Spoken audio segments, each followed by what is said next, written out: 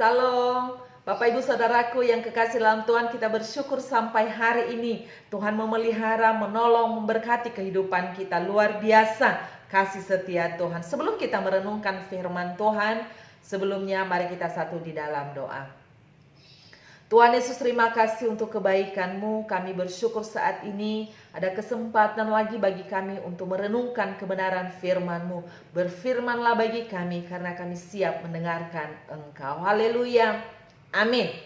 Bapak Ibu Saudaraku yang kasih dalam Tuhan, mari kita sama-sama merenungkan firman Tuhan di dalam Yohanes pasalnya yang ke-10 ayatnya yang ke-11 dan 14. Demikian firman Tuhan.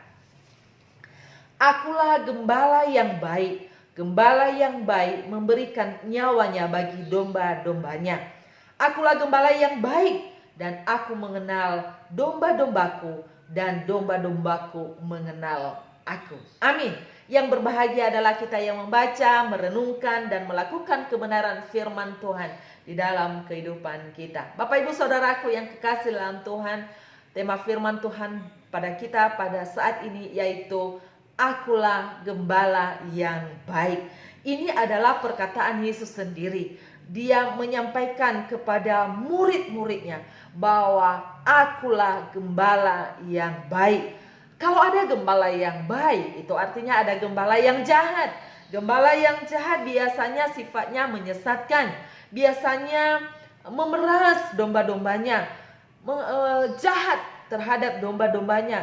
Tidak ada perlindungan. Dan hanya mementingkan diri sendiri. Itulah gembala yang jahat. Namun pada saat ini kita belajar tentang gembala yang baik. Yesus berkata, akulah gembala yang baik. Gembala yang baik itu Bapak Ibu Saudaraku yang kasih dalam Tuhan, sifatnya adalah mengenal domba-dombanya.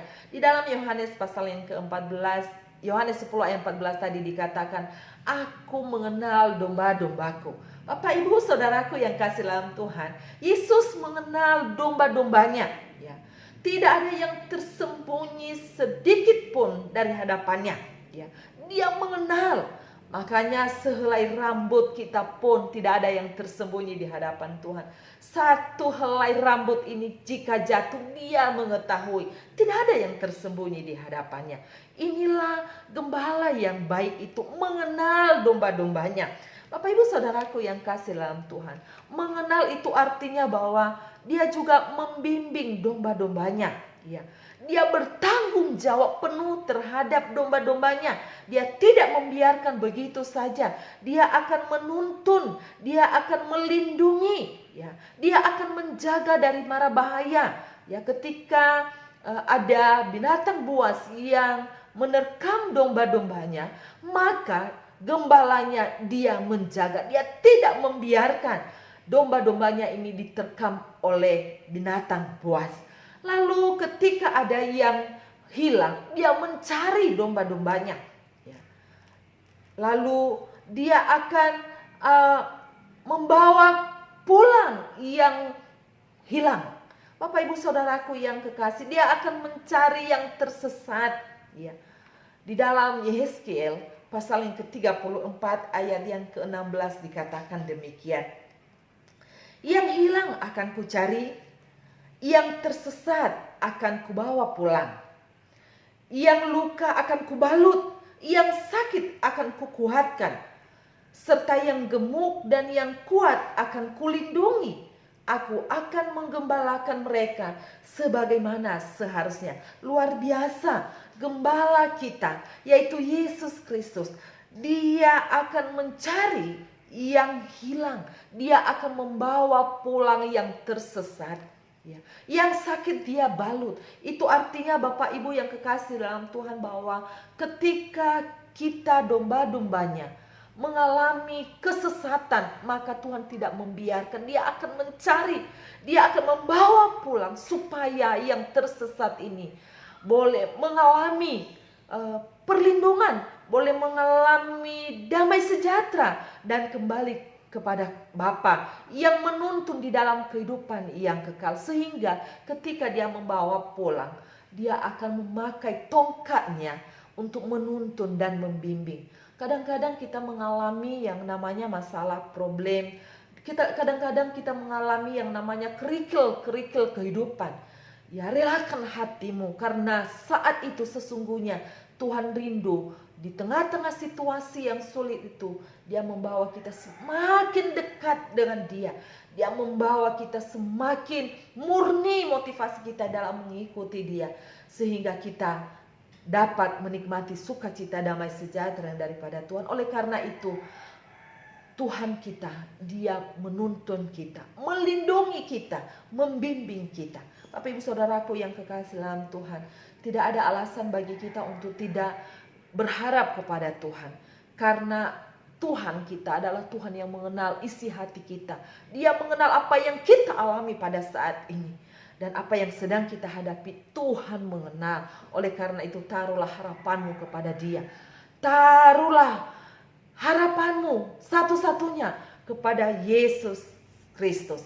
Dan hal yang kedua, sifat yang kedua, kalau kita melihat gembala yang baik di sini adalah rela, bersedia memberikan nyawanya kepada domba-dombanya. Dia berkata di situ, gembala yang baik memberikan nyawanya bagi domba-dombanya. Bapak ibu saudaraku yang kekasih dalam Tuhan, Yesus Kristus rela mati di atas kayu salib untuk menebus saudara dan saya.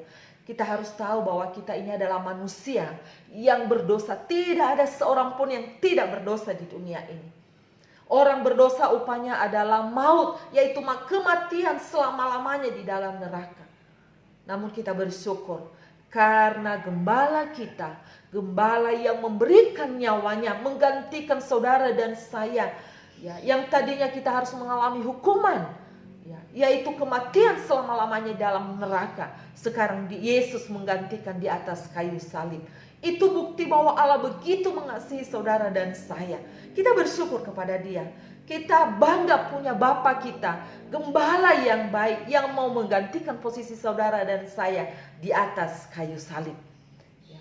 Tidak ada yang lain dan tidak ada yang rela memberikan nyawanya bagi orang lain. Hanya Yesus Kristus, tujuannya supaya kita diselamatkan. Kita bersyukur kepada Dia dan terimalah Dia sebagai Tuhan dan Juru Selamat, supaya kita terus menikmati janji-janji Tuhan dalam kehidupan kita, supaya janjinya tergenapi dalam hidup kita, supaya kita menikmati hidup yang kekal.